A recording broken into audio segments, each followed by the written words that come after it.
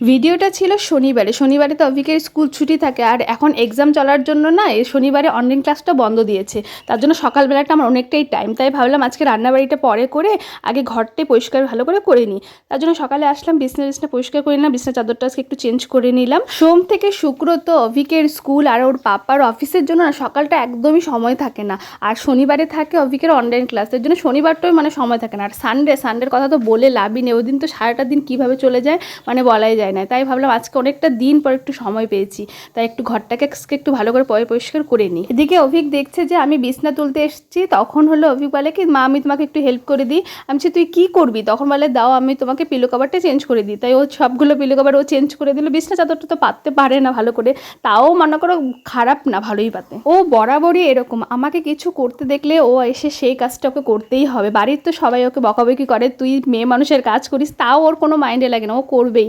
তাই আমি টুকটাক কিছু করিয়ে নে কর। আর কোনো সময় তুমি যদি ওকে কোনো কাজ করতে না দাও, এমনভাবে কথা বলে তোমার মাথাটা হ্যাং করবে, লাস্টে তোমার মনে হবে না যে কাজটা করেই নে যা। তাও জানি না আজকে কিভাবে মেনে গেল। বললাম যে বাবা তোমার এক্সাম চলছে, তুমি আজকে গিয়ে বেশি কাজ করতে হবে না, গিয়ে পড়া করতো। দেখি মেনে গেল, গিয়ে পড়তে বসেছে। তাই আমি ফটাফট করে সব আমার মোছামুছিগুলো কমপ্লিট করলাম। এমনি দিনের বেলা আমার সময় হয় না, আমি কিন্তু বেশিরভাগই মোছামুছিগুলো না সন্ধ্যার দিকে করি। ওর পড়তে বসাই, অভিককে পড়া হয়ে গেলে তারপরে আমি করি। কিন্তু এখন অভিকের ফাইনাল এক্সাম চলার জন্য না সন্ধ্যাবেলাটা একটুকু সময় পাই না। বিশেষ করে সন্ধ্যাবেলা পড়তে বসায় কীভাবে যে রাত হয়ে যায় বোঝাই যায় না। যাই হোক, সব কাজ কমপ্লিট হয়ে গেলে আমি চলে গেলাম স্নানে। আর আজকে শ্যাম্পু করে ভালো করে স্নানটা করেছি।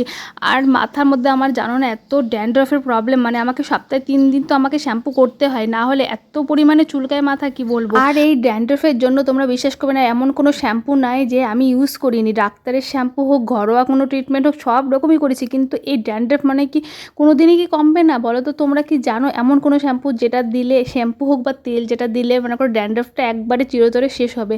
লেবু বলো, দই বলো, সব কিছু আমি ইউজ করা হয়ে গেছে, কোনোটাই বাদ নেই। তোমরা যদি কোনো এরকম কিছু জেনে থাকো তাহলে অবশ্যই আমাকে জানিও, ওকে? দেখো আমি স্নান সেরে নিয়ে ক্রিম মেখে নিলাম, তারপরে বডি অয়েলটা লাগিয়ে নিলাম, আর সবশেষে সিঁদুরটা পরে পুরোপুরি রেডি হয়ে নিলাম। আর এই ভেজা চুলে তোয়ালা বলো গামছা বলো বেশিক্ষণ পেয়েছি আমি রাখতেই পারি না, আমার প্রচণ্ড মাথা ব্যথা করে। তাই জলটা অল্প শুষে গেলে আমি চুলটা খুলে দিই যাতে শুকিয়ে যায় ভালো করে। তারপরে চুলটাকে শুকিয়ে নিয়ে মাথাটাকে ভালো করে আঁচড়ে নিলাম। তো দেখো আমি একদম ফুল রেডি, এখন চলো যাওয়া যাক রান্নার দিকে। আর যেটা তোমাদেরকে প্রথমেই বললাম যেটা শনিবারের ভিডিও, তো শনিবারে তো আমাদের নিরামিষ থাকে, তাই দেখো আজকে রান্না করছি হলো শাক। এটা হলো বথুয়া শাক, এটা আলু বেগুন দিয়ে করবো।